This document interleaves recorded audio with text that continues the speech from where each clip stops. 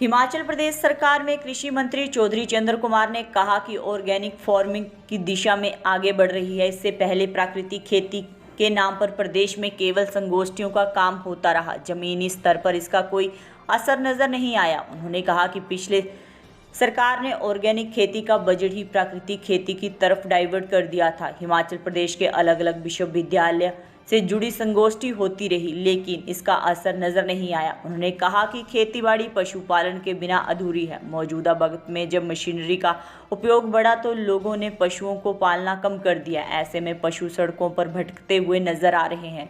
उन्होंने कहा कि सरकार ऑर्गेनिक खेती की दिशा में आगे बढ़ रही है। इससे पहले भी इसके अच्छे परिणाम देखने को मिले। बता दें कि हिमाचल बीजेपी अध्यक्ष डॉक्टर राजीव बिंदल ने सरकार ने प्राकृतिक खेती को बंद करने के फैसले पर विरोध जताया था।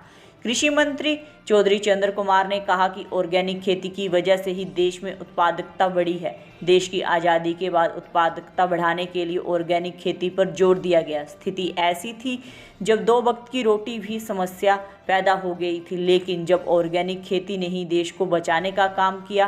कृषि मंत्री ने कहा कि सरकार पहले की तरह ही पॉली हाउस में सब्सिडी दे रही है। हालांकि केंद्र सरकार की ओर से पहले मिलने वाली सब्सिडी को अब काम कर दिया गया है।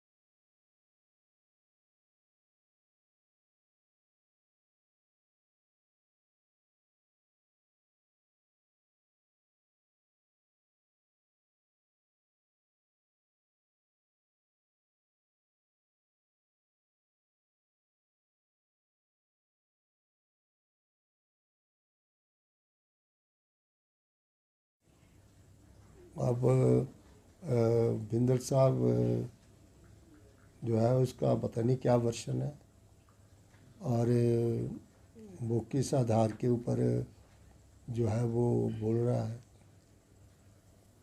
जो जो फैसला लिया गया है वो इसलिए लिया गया है कि मैंने कई बार कहा है कि प्राकृतिक खेती जो है कोई नया कंसेप्ट नहीं है और जो हमारी प्राचीन पद्धति है खेती बाड़ी की उसको प्राकृतिक खेती के रूप में ही जाना जाता है और उसमें एग्रीकल्चर को बायोकल्चर कहते हैं। खेती बाड़ी के साथ अगर पशुधन नहीं है तो वो खेती बाड़ी नहीं है। एग्रीकल्चर इज़ ए बायोकल्चर और खेती बाड़ी का ढांचा जो है वो हमारा शुरू से ही बायोकल्चर के साथ रहा है, क्योंकि अब खेती बाड़ी के ढांचे में काफ़ी परिवर्तन आ गया है। खेती बाड़ी मैकेनाइज्ड हो गई है और लोगों ने पशुधन रखना बंद कर दिया है। बहुत से पशु आज सड़कों के ऊपर घूम रहे हैं और हमने जो है वो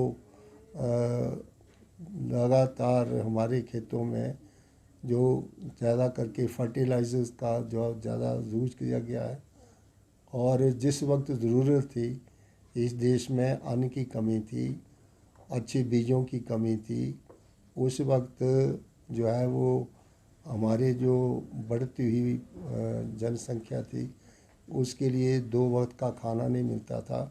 उस वक्त फर्टिलाइज़र्स के कारखाने लगाए गए और उन्नत किस्म के बीज दिए गए, यूनिवर्सिटियों में शोध हुए और हमें ग्रीन रेवोल्यूशन जो है वो देश में ग्रीन रेवोल्यूशन आया, जिससे कि हमारे लोगों को जो है 2 वक्त की रोटी मिली।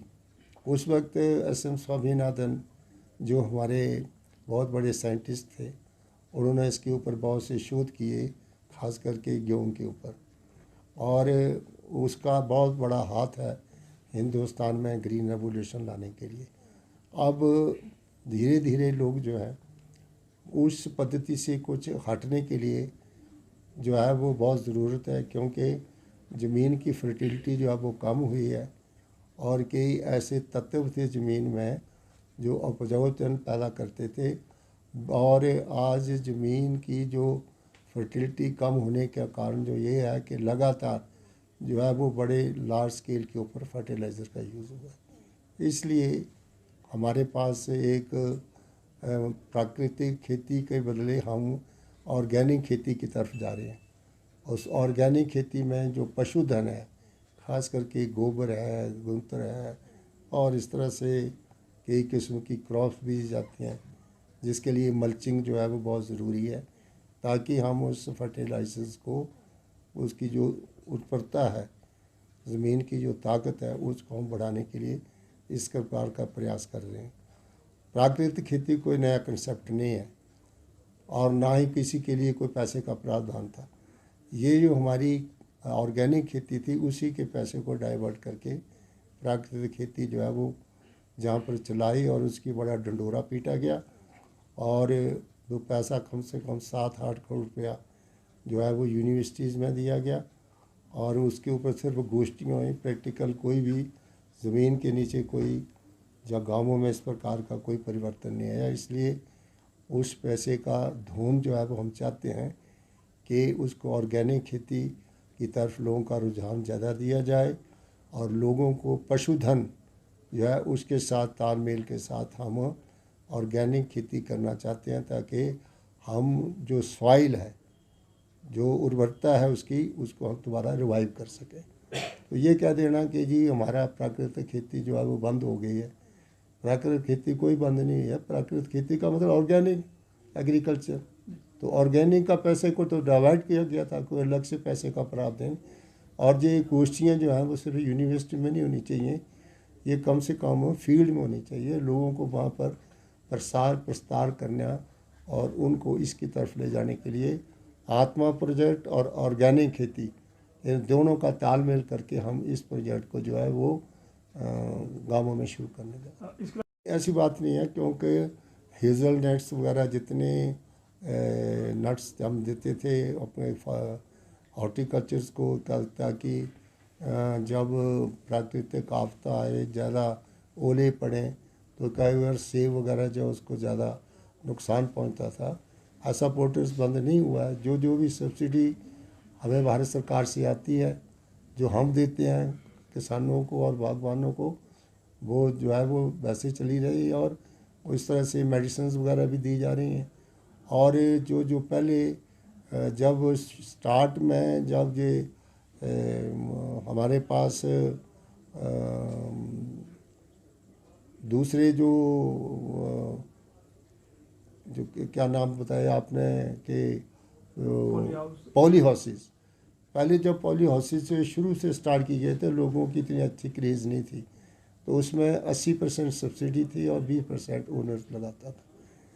कई जगहों पर तो ये बहुत अच्छी सक्सेस स्टोरी है, कई जगह हमारी तरफ तो फेलियर हो गई। और पॉली हाउसेस जो हैं आज भी उनकी सब्सिडी भारत सरकार ने कम कर दी है, और हम अब भी जहाँ भी इतने हमारे पास पैसा होता है, उससे लोगों को हम पॉली हाउसेस लगाने के लिए जो है पैसा देते हैं, ताकि वो अपनी नर्सरियाँ उसमें तैयार कर सकें, और समय से पहले जो है उस नर्सरी को तैयार करके खेतों में उसको रोप करके अपनी जो है वो इनकम पैदा कर सके। अभी मैं लाहौर में गया था, उनकी लोगों की डिमांड है कि पॉली हाउसिंग हमें इसलिए भी सर्दियों में बहुत ज़रूरी है कि हम नर्सरियाँ रेज़ करना चाहते हैं, तो वो सब्सिडी हमने बंद नहीं की। जो सब्सिडी भारत सरकार देती है और जो हमारी सरकार देती है उसको हमने लागू किया। जो एक्सपर्ट्स हमारे पास दो दो मतलब हमारे साइंटिस्ट जो थे, दो ग्रुप जो थे वो स्टडी करने के, उन्होंने यूनिवर्सिटीज़ में इसके ऊपर जो है वो लुधियाना यूनिवर्सिटी और दूसरे जगहों के ऊपर उन्होंने जो है वो जानकारी प्राप्त की। अभी तक स्टेटस रिपोर्ट मेरे पास आई नहीं है, लेकिन हम बड़ी जल्दी एक एक ब्लॉक में एक ऐसा केंद्र बिंदु स्थापित करने जा रहे हैं जहां पर हम एडजॉइनिंग जो हमारी पंचायत्स हैं उनका गोबर खरीद करके हम वहाँ पर प्रैक्टिसेस जो है वो शुरू करेंगे, ऑर्गेनिक खेती, ऑर्गेनिक मैन्योरिंग तैयार करने की। तो उसको हम स्लरी बना करके लेयर्स में उसको वहाँ पर बनाएंगे और उसके बाद उसको ड्राई करेंगे सनलाइट से, और सनलाइट से ड्राई करने के बाद वहाँ पर जो है वो इसके कार्यक्रम को हम शुरू करने जा रहे हैं और कोशिश करेंगे कि एक एक ब्लॉक में जो अगर हमारी सक्सेस स्टोरी अच्छी होगी तो उसको हम आगे भी रेप्लिकेट करेंगे।